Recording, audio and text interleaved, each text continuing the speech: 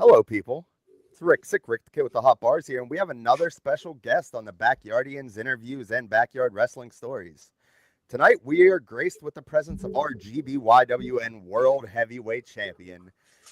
You might know him as Radley Belmont. I know him as Rad Hazard. How you doing tonight, buddy? I was actually going to start this by saying that, so I might as well do it because obviously it says Radley Belmont on there, but come on. The people that are watching this, they know it's Rad Hazard.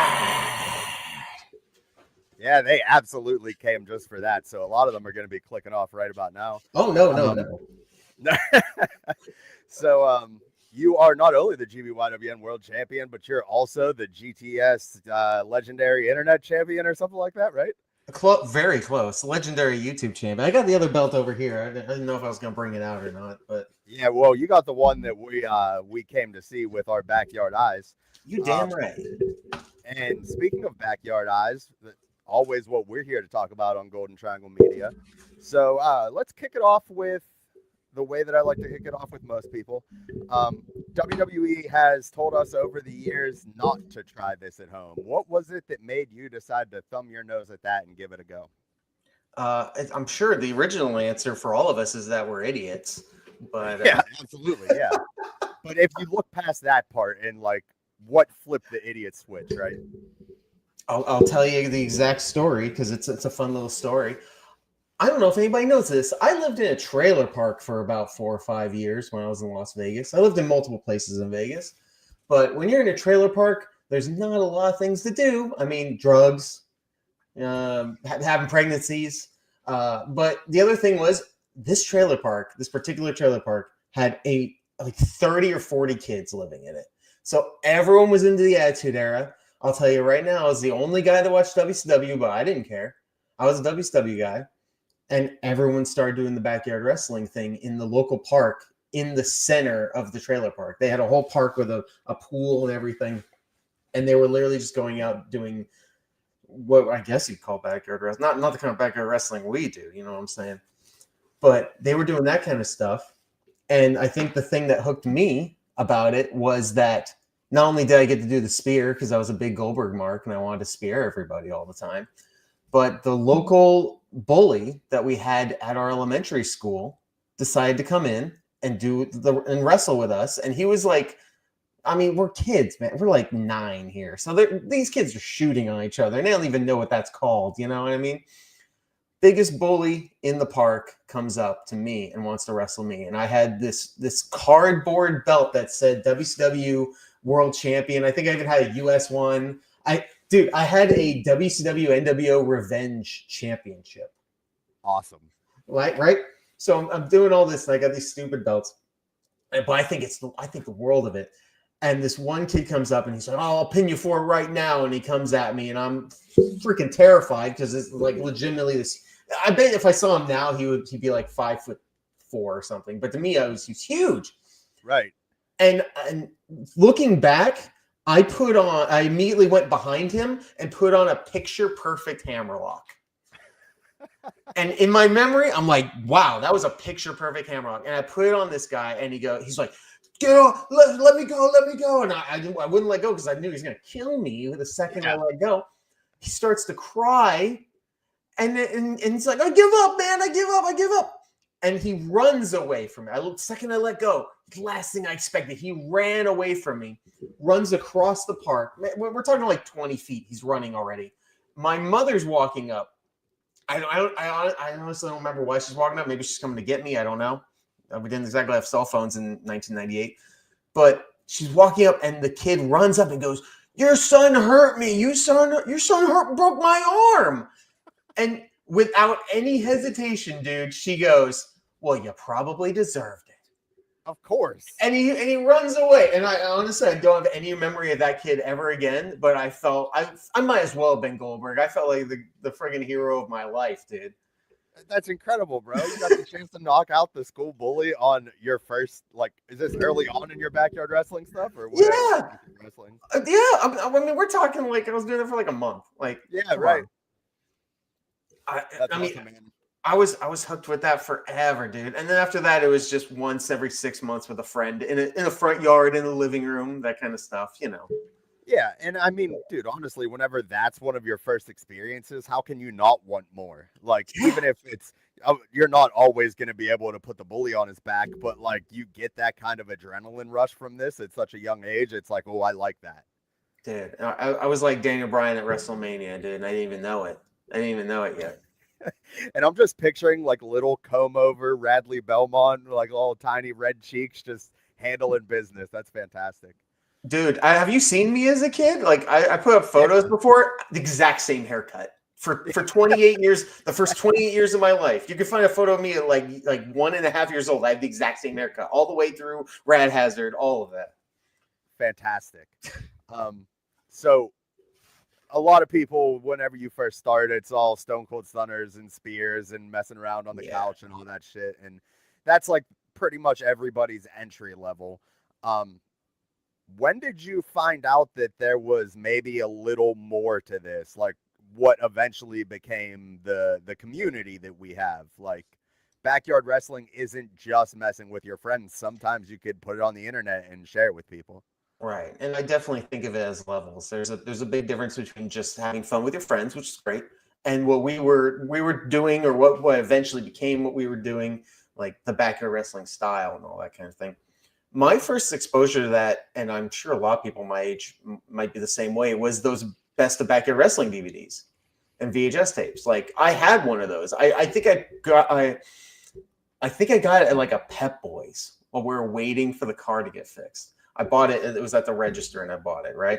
So I buy one of those in like 2002, 2003, whatever it was. Years later, we're talking like I'm in college, 2007 or maybe early 2008, and I'm hanging out with some of my friends. We're literally like the stereotypical teenage room, air smoke everywhere. Everyone's got their girlfriend in the room. We're all trying to hide from from parents and stuff. We're all in the same house. Nobody's there except us. And we were kind of bored all the time. So we were watching random, like, I remember we were watching like Japanese dub movies and stuff. I would bring Best of Backyard Wrestling, the DVD, to the house, and we'd watch it. And in seeing how like people were really into that, like my friends who didn't watch Backyard Wrestling or any wrestling, I was kind of out of the loop. After the Benoit stuff, I was out for like 2 years. You know, it was I couldn't watch wrestling after that for So like, yeah, it personally affected you then. That was a choice you made. Yes, absolutely. I remember literally I was at a hotel for a meeting, because I was a manager at a time for a photo studio, and I literally turned and I saw the television had a picture of him, and it just didn't know what the heck was going on, and obviously we found out. But well, that's another story for another time. But watching those videos, seeing how excited everyone was, it made me want to find more for us to watch. So I got home, got on YouTube, and that's where I started finding stuff. And I remember I remember very well, weirdly enough, because I've been landed on my head a million times. I can barely talk right now.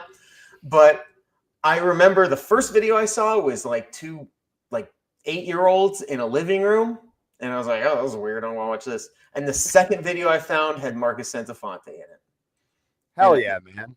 Yeah, it was a UCW video. It was probably like it was probably Kokiju Wrecking Crew versus two other people in like a tag team match. Uh-huh. And then from there, I was putting tons of comments in the videos. I was showing other people those videos, and it spread from there. So literally, UCW was my first introduction to the Link and the GBYWN era. Yeah. And funny you should bring up those tapes, because like you said, a lot of us pretty much went through the same thing. Mine wasn't even the DVD. I had VHS tapes, and that was the beginning of my introduction into it. Well, my friend had the VHS tapes, but I just did an interview. I was in your chair as opposed to the interviewer side of it, with a channel called BYW History that's on YouTube, and he's putting out clips from his days wrestling in California, and he used to lurk on the Link, and he also got his start with the BYW tape. So I'm pretty sure that that's a rather common thing for people our age. I know people that are really old, like Airborne Extreme, probably had other intros into backyard wrestling, but where we found it, most of us, was those backyard wrestling tapes. And I mean, I could still picture spots that I saw, and I forget the name of it, but there was like the one really long match that took place over like 3 parts or something like that over the course of the tape. Yeah, those things are iconic for sure. Let me tell you though, the one I remember, obviously it was like a 2-hour tape. The one thing I remember that never left my memory, there was a gun ladder match where you had to climb the ladder to get a gun and use it? And use it. You have to use it to win the match. You don't just climb and get the gun. You have to use it. And it was this random dude and a random masked dude. Masked dude, and they're fighting in the front yard. They fight in the front yard, blah, blah, blah, blah. Masked dude goes all the way up, grabs the gun, and then as he's taking the gun down, he shoots himself in the leg and falls off the ladder. And he falls off the ladder, and the other guy picks up the gun, and he's won the match. Oh, that got me. Oh man, I'll never forget it's that. cold over here, man, and that hit me in the right spot. Definitely can appreciate that type of stuff for sure. That's what it's all about. Oh, yeah. So you find Marcus Santafonte and UCW on YouTube. You start diving in, figuring out that there's maybe a little bit of a community to this type of stuff. So that is going to lead us to your show that you did, Backyard Wrestling Weekly. I'm sure that you got almost 100 episodes, if not 100 or more than. It seemed like you had a ton. Mm-hmm. But what was the genesis for Backyard Wrestling Weekly? Did you find GBYWN first and then decide to make this channel, or was it vice versa? I'm pretty sure I found the GBYWN forum first, but not by too long of a time frame. Mm-hmm. Because before that, I did a page called Backyard Wrestling World, I think it was. And I did that for a few months. And it was just me linking videos to all these shows. And it was so many random shows, but it was just whatever I could do to kind of, it was me trying to do a forum before I even knew there was a forum. So it didn't last very long. But obviously, like UCW and a couple other ones were on there for a while. Once I found the GBYWN, which wasn't very hard to find, you search Backyard Wrestling, it comes up immediately. It's like the third option or whatever it was. Once I found that, obviously, I lived in Vegas. I was so far away. I was far away from, like, the closest Fed that was in the GBYWN forum was like 6 hours away or something like that. Mm-hmm. But meanwhile, like I said, I was going to college at the time. I was going to college for media journalism because I wanted to be a news anchor or at least a writer, that kind of thing. So when I interviewed for CBS News in Las Vegas, I was trying to get in as a cameraman there for the, Channel 8 News in like the noon shift. The big thing everyone told me from the college to the CBS affiliate to all that stuff was like, the more samples you have of your work, the better. And I had a lot of samples from high school, but that at this point that had been like 2 years removed. So doing Backyard Wrestling Weekly at the very beginning was just me trying to have not that I was going to give them to the CBS affiliate, but it was something for me to sample and practice to have for what I was hoping would be a news career. So, I literally was a news anchor for my high school. And so doing that, knowing how the clips worked, trying to fit everything into, I think it was 15 minutes back then. Those were live broadcasts on our school. So I have no footage of them. They were all live. But yeah, Backyard Wrestling Weekly was just a project I was trying to do because I was a big fan of what everyone was doing. I thought it was super unique and original. And I only knew so much at that point. I mean, it only got better after that. But yeah, Backyard Wrestling Weekly, I even remember my first episode I put as Daniel Baldwin because I didn't have a name for anything. I was just, this is me. I'm just reporting the news, And like having the GBYWN branding and all that stuff, that came late. I think that came like a full year later when it was actually like, okay, we're going to try and make this the hub for the alliance and all that kind of stuff. Originally, I just wanted to throw out clips and get people to notice each other. And I thought that worked pretty well, pretty quickly. But there was no end game for that other than I just wanted samples for the news broadcasts. Right. So fantastic story. That all adds up. I never would have guessed that that was the case, but like looking back on it, I mean, it makes so much sense. Yeah. You did. I mean, I would assume, I don't know this for sure because I've never asked you about it, but you did all the editing and downloading of these matches and clipping. You did all of it yourself? Yeah, I did everything myself. To this day, I still rip every single video of matches I'm in and stuff. Like, you have all that footage I sent you. But even like on my independent stuff, I keep everything. If a podcast mentions me, I'll rip it, from YouTube that day and just have it just in case, I never know when I need it, or if somebody blows up later and it's like, oh yeah, they mentioned me in this, or whatever, like whatever. That kind of stuff has happened over the years. And just so you know, I did. So technically, I was gonna get the CBS job, but we're talking late 2008, and the recession hit. So rather than me get the job, which is practically guaranteed because I was replacing somebody who was retiring and asked for me, they just got rid of the job entirely, and it became a yeah. So that's why I didn't pursue it any more than that.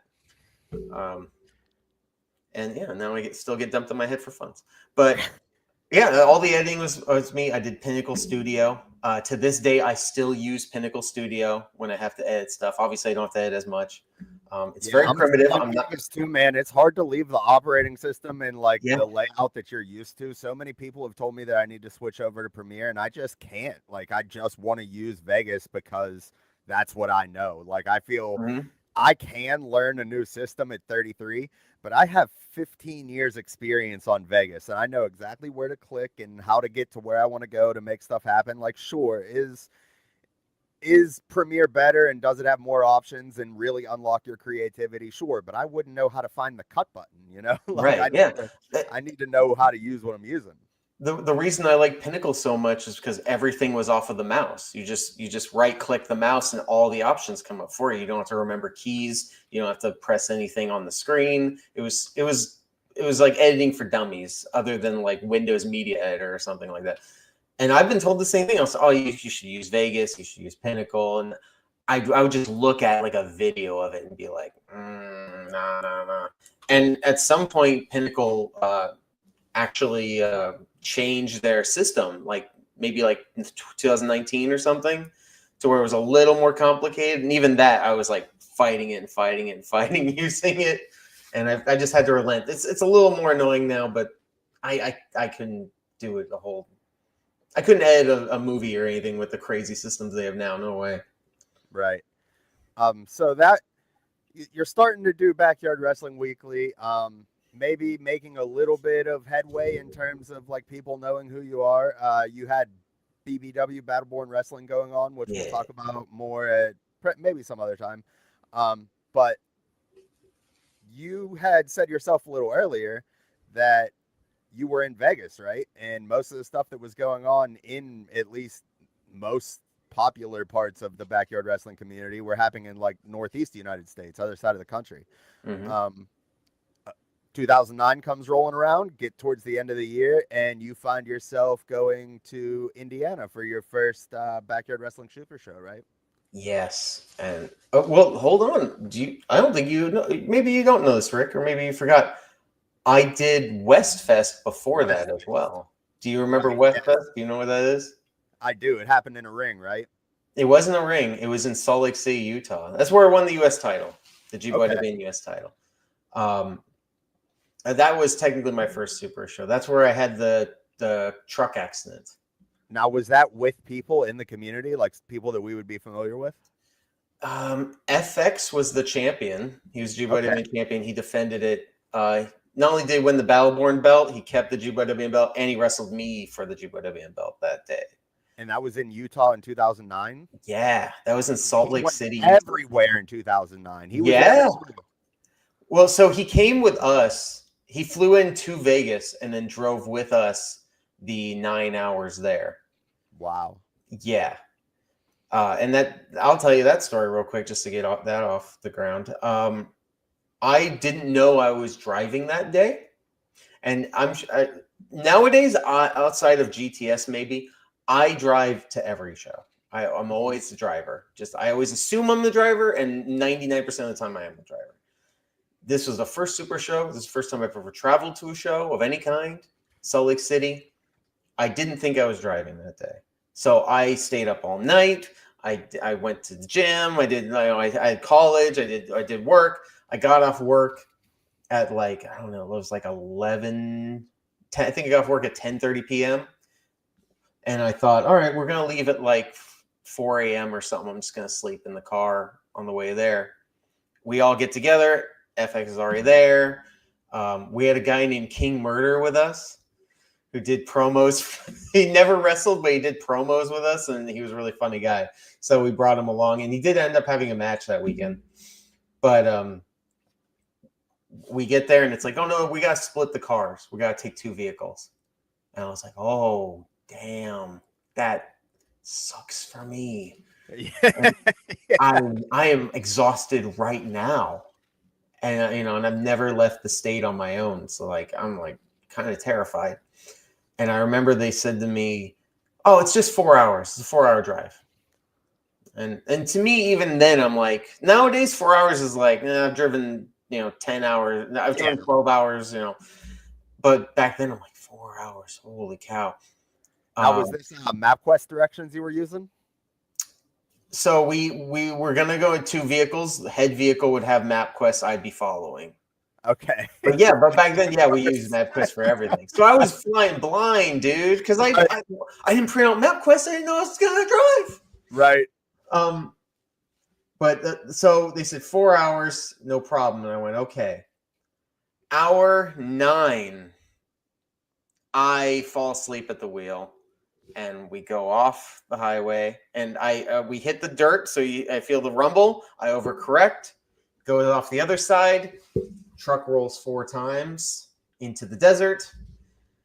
It was a really weird sight to see because we had all the Balborn wrestling belts were with us, and just you see like 6 belts just tossed into the desert because they were in like the back of the truck, essentially, like in the container of the truck that had fallen off the truck when it flipped. Uh-huh. And the whole thing was like, oh, there wouldn't be enough room in the car. Well, we had to all get in the car and there was plenty of room. It was fine. But that's the annoying part. But so we flip, other car drives up, and FX and I are standing there. Here's the other thing. So I wake up, truck flips. I remember it. I remember it flipping. I couldn't see anything really ahead because it was rotating. We land. My first instinct is get out. The window is gone now. Window shattered.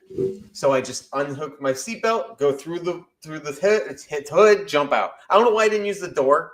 I guess I assumed the door was crushed. I have no idea. I've never been in an accident before. Right. You just did what they do in the movies. Yeah. So I jump out, boom, I'm off the hood. Now it was like a desert area where we hit. So there's dirt everywhere in the air. Looks like a missile went off because all I could see is smoke and dirt. Not from smoke from the truck, but just a bunch of dirt in the air, a lot of smoke. I'm outside the truck for maybe 10 seconds, and our buddy King Murder walks out from the smoke like it's a movie, dude. He was unconscious. He was sleeping when we crashed. I'm telling you, like 10 seconds after I get out of the truck, he walks out, already has a cigarette in his mouth, and as calm as possible, he just walks up right to my face and just goes, so, what happened? I don't know, man. Why don't you take a look around and you tell me what you think? And I was like devastated. I don't know if I've ever been more devastated. I was like, oh, I flipped the truck out. I don't know what it's gonna do. He's just like, yeah, yep, yep. And the other car comes up. We all rendezvous. We grab the belts. Police cruiser comes up. Nobody ever called the cops. There was no one around. We're in the middle of the desert. Police cruiser just drives up. And the guy drives up, gets out, and we were able to audibly see him go, oh, and then he called for an ambulance. And later on, King Murder, our buddy King Murder, when the guy comes over and gives us our report, he goes, why'd you go, oh, what was that about? And he goes, oh, well, we have accidents out in this area maybe 2 or 3 times a month. And you people are the first people in about 6 months who were alive. So I didn't even think about calling an ambulance. Keep in mind, we're all perfectly fine. Yeah. But yeah, he was like, yeah, so I didn't even think about calling an ambulance. But yeah, you guys are all okay. So I called, and ambulance showed up and just like looked at us, and that was it. Yeah, quick check. My other favorite part is that the cop. Other favorite part. This is my favorite part right now. Okay. Because you have a favorite part from a tragic moment, right? Exactly right. Yeah. My favorite part of the Titanic sinking. Everyone's got a favorite part. But cop comes up, puts the report on the table, and he goes, "All right, all you guys got a report here. Just tell us what happened. If you want to write anything," and he ends it by saying, "You can write whatever you want." And our buddy King Murder immediately goes, "It would be him. I knew it would be him." He goes, "I'm sorry, did you say I could write whatever I want here in this space?" He goes, "Yeah, you can write whatever you want. Just know it'll be under our records from now on." And it's just a paragraph. It's a blank paragraph, couple of lines. He immediately grabs he's the first guy, immediately grabs the pen, and in all capitals, across the paragraph, not in the lines, across the paragraph, he writes, "I'm unkillable," and crosses the bottom of it and hands it to the cop, who just stares at it like, "What? Okay. All right." Ridiculous. Yeah, he's still unkillable to me. I'll tell you that right now. He's King Murder. He does the murdering. Nobody murders him. He is the kill. But yeah, and then after that, we all went to, I want to say it was an IHOP. I believe it was an IHOP, and we all walked in covered in dirt. And I remember the lady coming up going like, "Do you folks need help?" Like that. And we're like, "Yeah, we need friggin' pancakes, bro." Yeah. So yeah, from tragedy to pancakes, no doubt. Yeah. And we went, had our pancakes. So got to the show. I won the U.S. title. We had an Iron Man match, a 10-minute Iron Man match, because they were afraid of me wrestling longer than that. So FX and I had a 10-minute Iron Man match. And then we drove home in the normal car. And when I got home, I told my mom what happened, and she was like, I think the only thing she really said about that was like, "Your dad's not gonna like that. Dad's gonna be real mad." And I was like, "Yeah, I'm sure." And I felt real bad about, and she knew. My dad didn't talk to me for 3 or 4 days, just not yelling, nothing, just didn't say anything. And then my mom finally showed him the photos of the truck. And that's like immediately when she did that, and I came home from work or whatever, he came over and was like, "You're lucky to be alive. I'm real glad you're alive." Yeah, right. And that was kind of the end of that. I was terrified of driving after that. Obviously, I drove a '95 Ford Ranger hatchback, not hatchback, with the 4 doors, and my parents had a normal Ford Ranger. No, I had the normal one. They had the deluxe one. So they had a bigger version of the truck I had. Just like when I owned a Mustang, if you remember my Mustang BXW. Of course I do. I called it a Cavalier. There you go. And geez, that thing was a hunk of garbage, let me tell you. But I tried to look cool in it. But yeah, when we got my Mustang, they both drove up in their Mustangs, and the guy standing there with the car was like, "Oh, okay, you guys know what you're doing. I can't really screw you guys over." All right. But anyway, so their plan was when I went out to California to see my cousins, and they purposely took the truck with them, so I would have to sit in the back of the truck while they off-roaded in the California desert area. So I would just freak out like a little baby until I finally just stopped freaking out, and that was how I got over it. Yeah, I don't know if I got to do it right. You just got to get back in the water, get back on the horse. That's exactly how it was, and I don't know if I would ever do that to anybody else, but it sure worked for me. So I guess I recommend it. I don't know, but I mean, yeah. I like it. That's what I tend to do as well. Especially like in my profession, I'm a chef. So if I burn myself, I can't stay away from hot stuff. I just got to go grab the next hot thing. So you just keep on pushing and figure out the way to not burn yourself next time. Just, I assume it's like when you get poisoned, you don't eat more of the poison to say, stop it, right? Is that? Yeah, certain times it doesn't work. Definitely. Okay. Not all analogies work for all analogies. Gotcha. So you drown your sorrows in some syrup, and you get the champion's purse and walk out with the GBYWN United States Championship. And then we're on our way to the Midwest Extravaganza in Indiana, 2009, right? Mm-hmm. Yep. That's where we met. So I assume, I'll tell you this, I assumed that was the last time I was ever going to wrestle. Yeah. I didn't think I'd be doing it anymore. And I didn't wrestle again for like 16 months.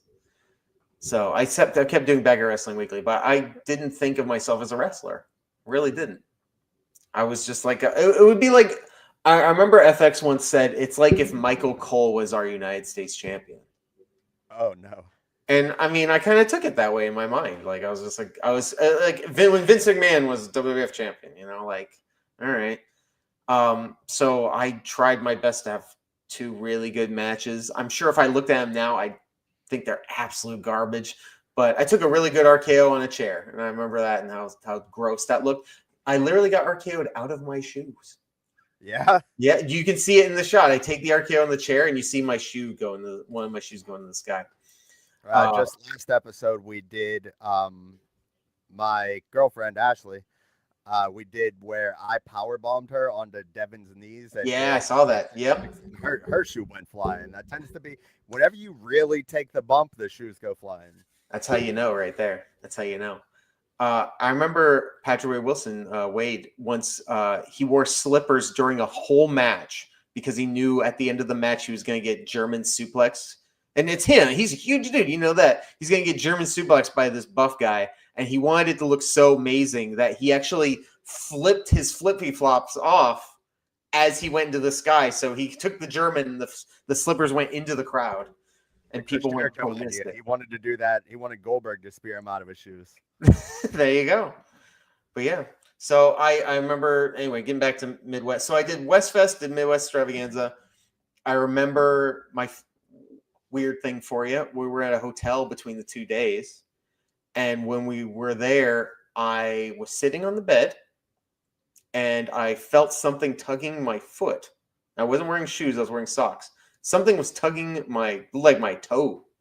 And I looked down and there was a man biting my toe. And that's how I met, like, actual face-to-face. That's how I met Devin Bliss. Oh, I knew it was going to be Devin. It had to be Devin. He was doing all that weird type of stuff in 09. I don't remember, but I feel like when I looked down, he just looked up at me and went, "Oh, hey." Yeah. Like, what are you doing here? Oh, you. But yeah, and so my memory from you from that weekend was the chair shot, right? Yes, and that's really the end of it. I was like, if you're gonna go out via death. So Pen Name was doing all the chair shots. Did we all do our finisher to you? So I don't remember which day it was. It might have been day 2, but as like in like a what would you call it? Not graduation, but for like yeah. Everyone was gonna do their finishers on me, and I don't remember who did. I think Castro gave me the kick first. Yeah. And I sold that, and everyone kind of just took it like, oh, it must have really hurt him. But I was like selling because I already had pro training at that point. So I was selling it, and I'm like, oh, okay. And then Domi was the second guy, and he did the head spike thing. And I remember I took that like perfect. I was exactly how I wanted to take it. And I think at that point, everyone was like, oh, he knows how to take bumps. Let's all get in on this. And I was into it, man. I thought it was great. I really did. I didn't think anything bad of it. And so everyone's giving me the finish. Everyone gets finishes. And once again, Devin Bliss grabs me for the vertebreaker. Uh-huh. And I know how to take not that I've ever taken one, but I know how to take a vertebreaker. I knew how to take that bump. He picks me up on his back, and I have my head back, which obviously you don't want to have your head back when you bump. But I knew I'm gonna take my head last second. And he holds me, and somebody says his head's down or something, and Devin goes, "Tuck your head." And I go, "I know." And he goes, "Tuck your head." I go, "I know." And he goes, "I'm not moving until you tuck your head." And so I had to tuck my head. I was like, all right, and I took my head, and then he dropped. So Devin always cared, even if he tried to eat my socks. Yeah, and socks can be delicious sometimes, depending off their Hanes or Fruit of the Loom, what have you. I mean, I bet Devin would love to wrestle Mick Foley all the time. I'm sure, no doubt.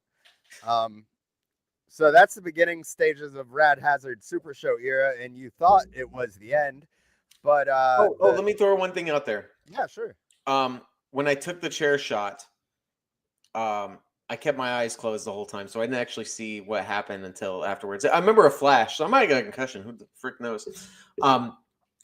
That chair got signed by everyone there. And think of all the people that were there, how awesome that is.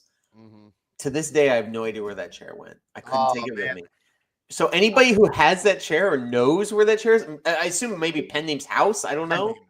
Yes. I will pay. 100% positive. Dude, I will pay to have that chair shipped to me. So whoever is out there, whoever knows, I don't care. I want that chair. I remember 100% for sure. I remember the Pen Name having it. 100% there you go. For sure. So yeah, I'm gonna have to get it from him. Oh, I mean, not to throw a wrench in things, but do you know about the Pen Name's U.S. title story? I don't think so. I had to buy a second U.S. title when I beat the Pen Name in 2011 because I don't know if we want to talk about that, but maybe that's the story for the future. I had to buy a second U.S. title because of what Pen Name did to the original U.S. title. I'll leave it at that. I'll leave it at that for the future. So that was the end of 2009. You think you're done, and early 2010. So you didn't wrestle at all 2010, right? You were out of the game. No match. No.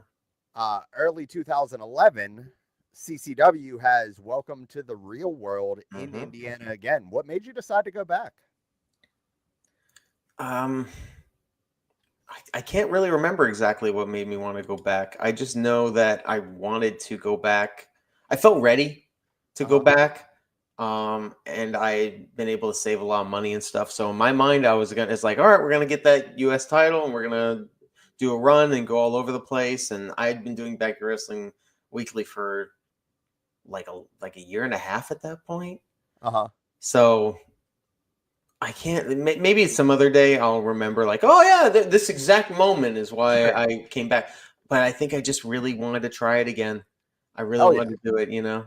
And so being there felt amazing, dude. Really did. Yeah, and it was at that show where you and I actually first I'm sure we said hello or whatever in 2009, but it was at that show where we actually sat down and had a conversation. And if I remember correctly, I think everybody in the hotel maybe went down to the pool or something, and you and I weren't too interested in that, so we hang out at the hotel room and just shoot the shit about backyard wrestling, right? There we go. I've never been a pool guy. Even in January, I did a 3-day show in Connecticut, and they had a pool in the 3-story house that we were in, and I'm pretty sure I was the only guy that didn't go in the pool. I'm just not a pool guy. But I remember in a match in Connecticut, you took a power bomb into a pool or something, right? Well, that was Rad Hazard. I don't know. Okay. Yeah, I feel that for sure. Rad Hazard definitely likes himself a swim.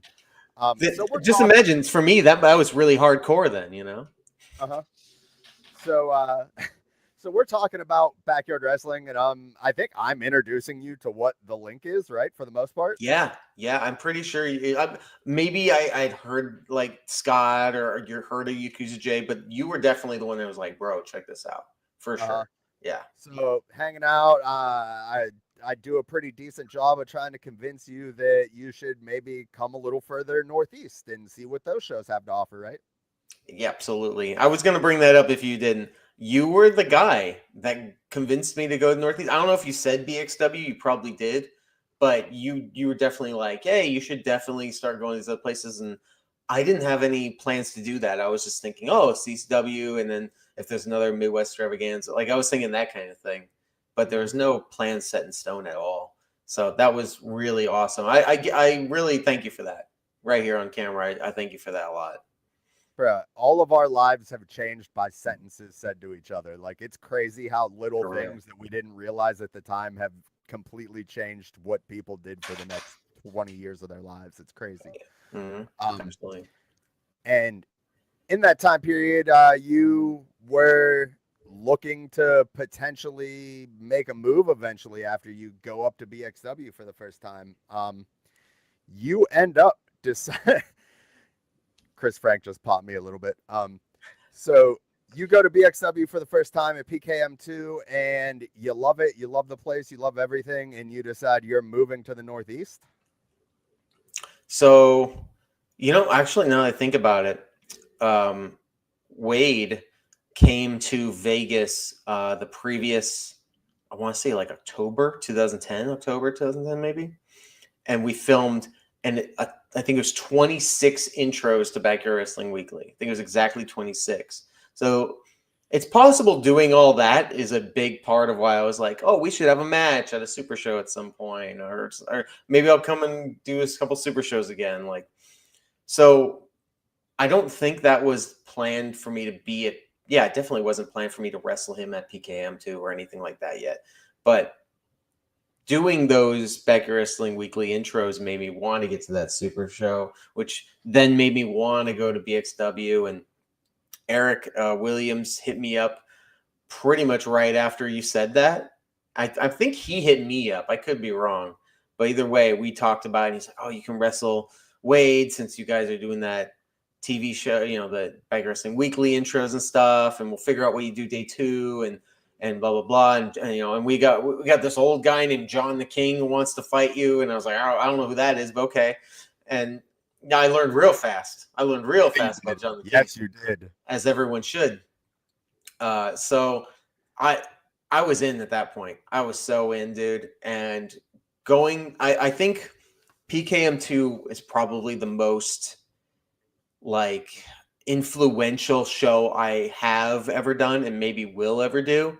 Like, it changed my whole perspective on wrestling as a thing I want to do for the rest of my life, Like, I think I always wanted to do that, but like that was like, oh no, I need to do that. Like, I never felt more of a high from a wrestling show than like flying home from PKM2.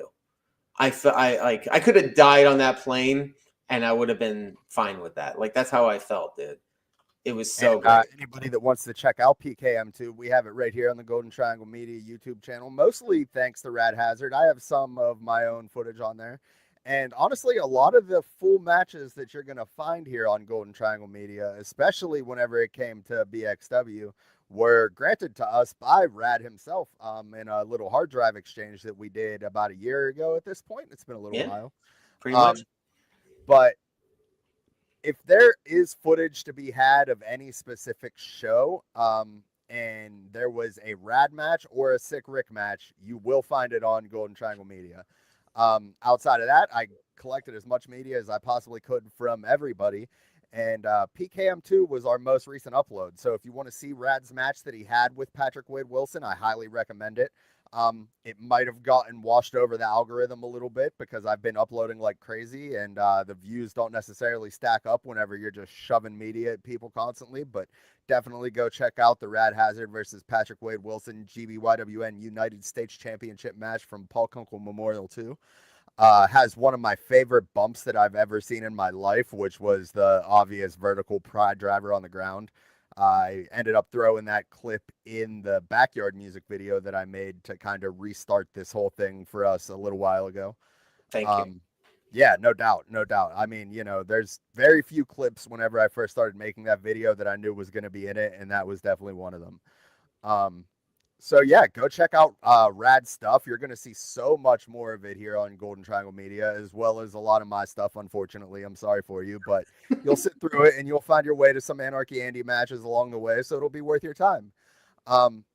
Speaking of matches, right, just real quick off the top of your head, is there any favorite match that you were in that you could just name? Like, it just comes to your head right away, that was the one?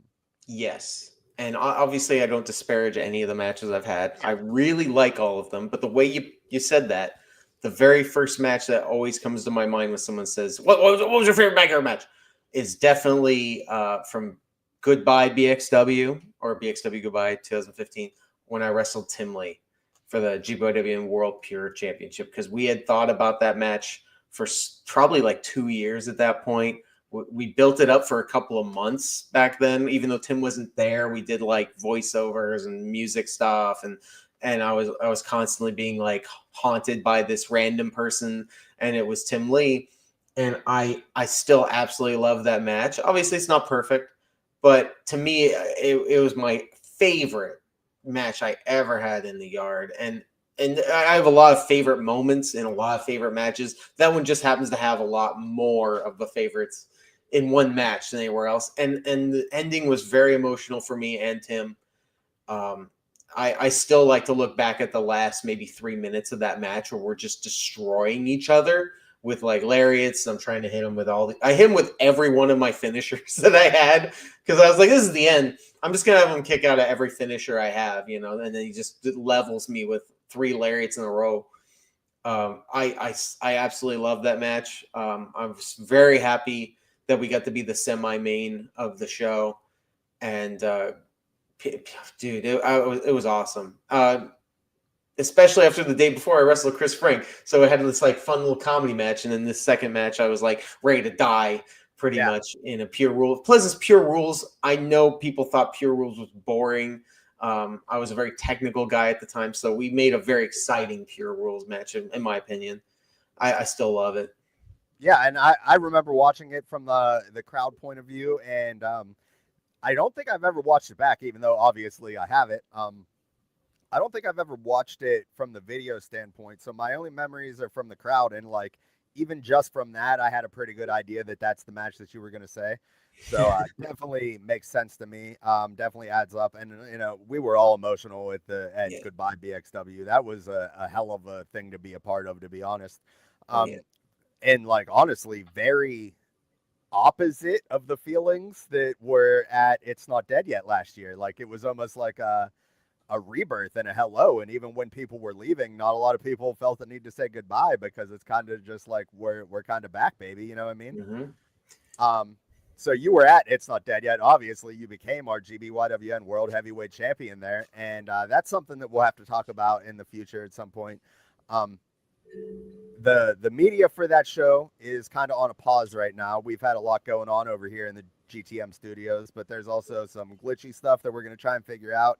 And but don't worry, the media is still coming. You will see the full match of Rad Hazard finally achieving the boyhood dream and becoming the champion of champions and the one and only belt on Earth that is governed by the people that fight for it, which is really cool. You damn right. And with that means eventually you're going to have to be a defending champion here. So we'll have to see what's going on with that, maybe coming up in July. Probably going to be there. Most likely I should be there. I hope so. You're our GBYWN champion, so you're going to have to make an appearance. Is there any matches that you remember from the crowd point of view watching as being your favorite? So just so everyone knows, technically I've already defended this belt. Okay. Did you know that? Yeah, it was at a Gabe Sayer show, right? Yeah. I know about it. I don't think I've seen it, but okay. Yeah, I defended this in front of a live audience, and it wasn't like, oh, he was the champion, so no, they announced it as a GBYWN World Title match. We defended it there. I represent wherever I go when I can, because not everybody allows that, obviously. And there's more. We filmed more stuff that hasn't come out yet, like a stare down between me and Doc Holliday with the belt raised above our heads. Okay. So keep an eye out for that. That did happen. We are teasing things for the future, whether I'm the champion or not, but hopefully I will be. But as far as Goodbye BXW, obviously the package pile driver off the roof is the first thing I think of in that sense of those crazy moments. But I don't think of this as a part of a match. That's why I kind of have to preface this. But just I'm emotional right now. But when the final match ended and everyone was just singing because they didn't want the show to end, and we were singing, I don't remember whose theme song or if it was just random songs from the audio, or I don't know.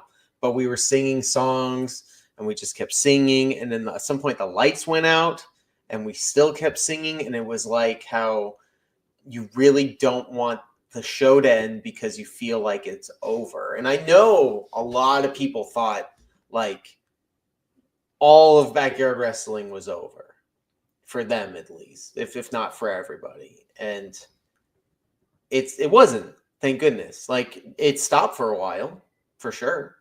But obviously the community that we have and you know this more than anything, you are the epicenter of the GBYWN or the link, the backyard. Now you know that we are still alive and well, man, whether we're in a ring or not. And I think a lot of people even thought that our friendships were probably done, and that's just simply not the case. But I do remember a lot of people being teary-eyed. I remember a lot of people kind of not wanting to leave. And even when the lights are off, I couldn't see a damn thing anywhere, and I could just feel the sorrow. Mm-hmm. Even though there was a sense of accomplishment and like achievement, there was a lot of sorrow that it was over. And I'm glad that wasn't the end for most people. Obviously, it wasn't the end for me. It wasn't the end for some other people.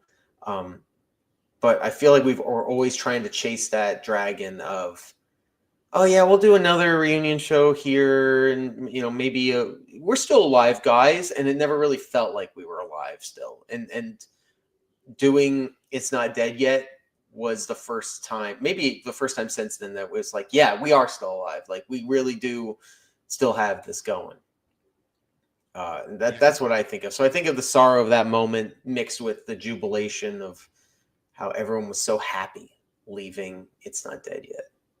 Yeah, man, it was a hell of a thing to be able to be in front of that line to figure out how we were going to make this happen. And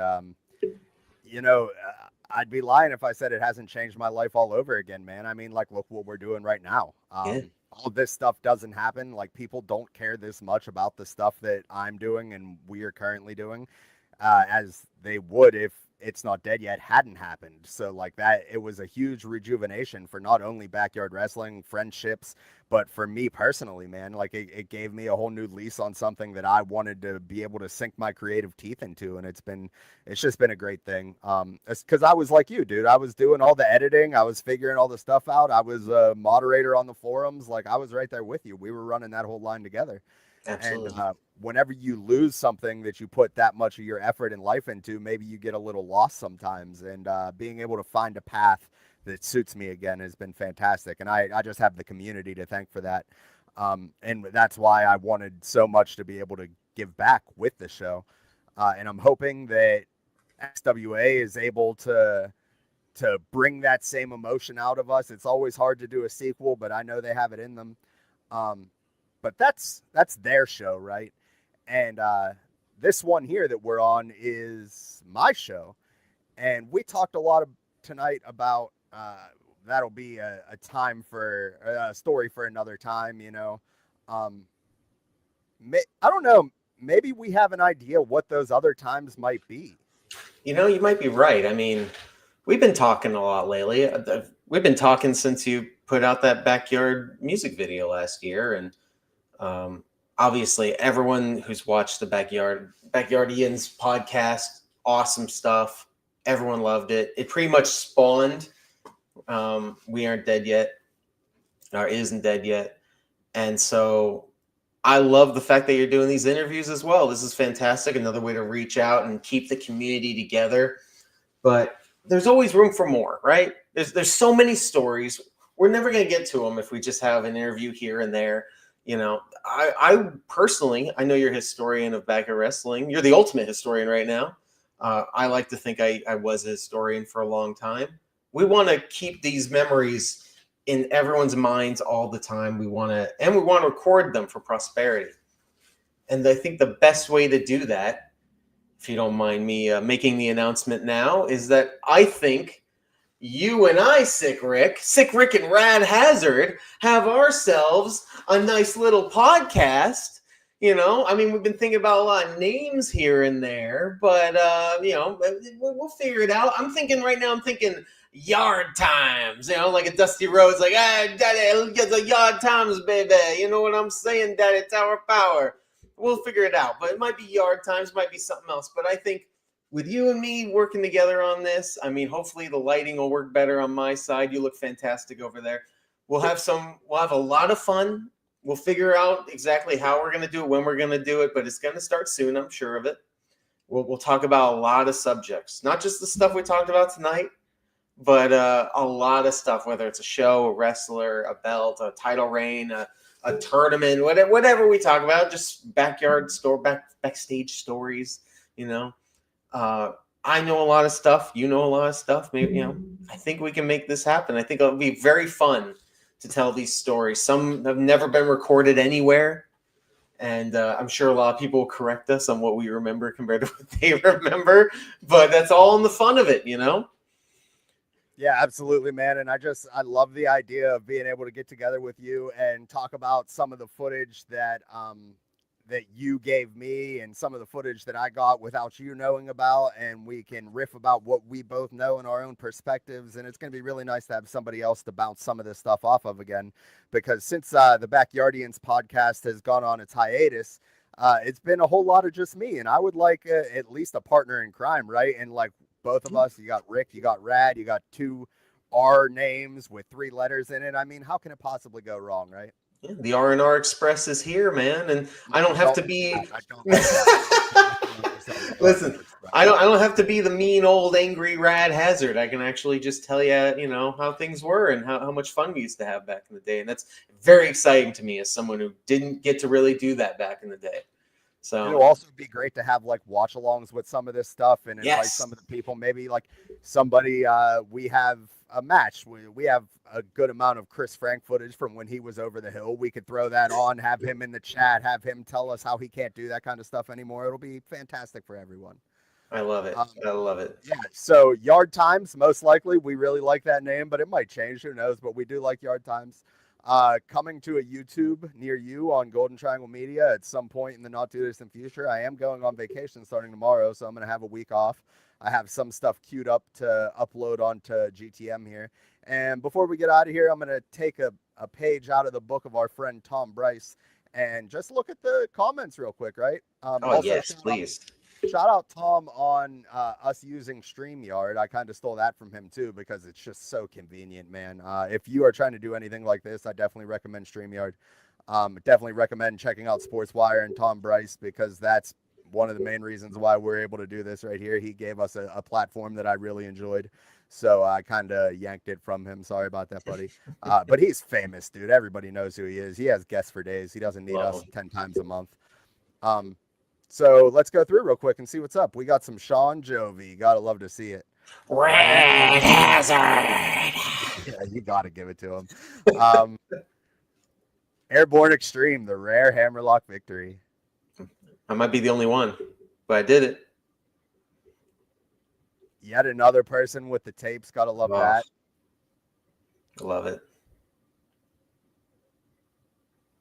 Sean Jovi found it through ICW, which I think a lot of people did on YouTube. They were fairly popular, right? Yeah, they had a lot of views early on when it was like ICW and if you remember GCW in Georgia, they were the 2 that actually got a ton of views where everyone else was like 200, 300. We didn't care. Mm-hmm. Yeah. We have our man Combat Kid in here just to boo you. I'm not heel anymore. Come on. I'm a good guy. Yeah, but I think that he's just more or less angry about what's on your shoulder. I think that he has some eyes for it. All right, I hope you're ready to head spike, buddy. Let's go. Let's see who else do we have here. Hi from Zilla to Golden Triangle Media. We appreciate you being in here tonight, Zilla. We have the First Lady of GTM, Ashley, saying what's up. Nice to see you. She was very excited to hear that I was going to be doing something with you. She's a big fan of yours. Anytime that the community is mentioned, she always mentions how much she liked Rad and appreciated the way that Rad treated her. So shout out to you on that one. Shout out. Thank you. Baby K. Hi, Rad. Sorry for bullying you. You know what? I think we can all get together and apologize to Rad for bullying him, but I think it was the comb over, bro. I just think it just felt like you were 35 whenever you were 23. Listen, I was the most annoying looking weatherman you've ever seen in your life. I totally get it. I would have, you know what Matt DeMorris once said? He said, if I didn't know who you were, I'd want to punch you in the face. He also one time, I think I did a kip up or something. I was laying on the ground and I kipped up and he didn't kip up. He goes, Rad Hazard, I want your bones. God damn it, do I love Matt DeMorris. That is my favorite human. Dude, I'm gonna be on a. I'm gonna. I rode with him down to Florida with Chris Tiffer, and it is a lifetime memory. So, fun fact: I'm wrestling at a wedding with Matt DeMorris. I think in August. So he and I are going to be riding up to that wedding to wrestle at a wedding, not each other, but we're going to wrestle at a wedding. That's going to be real weird, but real cool. What you're telling me is I had to pop the question to somebody a couple months before It's Not Dead Yet to get Matt to come to my show. Yeah, pretty much. Yeah, it's too late. Damn. Sorry. I know that B Snow would have said yes too. It's rough. FX, haven't heard that name in a long time. What happened to him? I'm not sure. He got canceled. Okay, yeah, it makes sense. Yeah. Ashley on our podcast said that she hit a deer was a pretty chill story. Apparently you're flipping the truck is a little more of a. Oh, I didn't mention when I flipped, I hit a deer as we were flipping. Yeah. Everyone wants to know if you had a match in the desert. I think I had a match with that truck and I won because I was last man standing. I walked away. So yeah, definitely jobbed the truck out, no doubt about it. Chris Frank wants to know, what is a Radley Belmont? I mean, do you know Rad Hazard is named after a boat from a video game, right? Yeah, from Hydro Thunder. So Radley obviously to this day, everyone except my lady calls me Rad. Mm-hmm. And Belmont is from Castlevania because Wade came up with it, and he's a big Castlevania mark.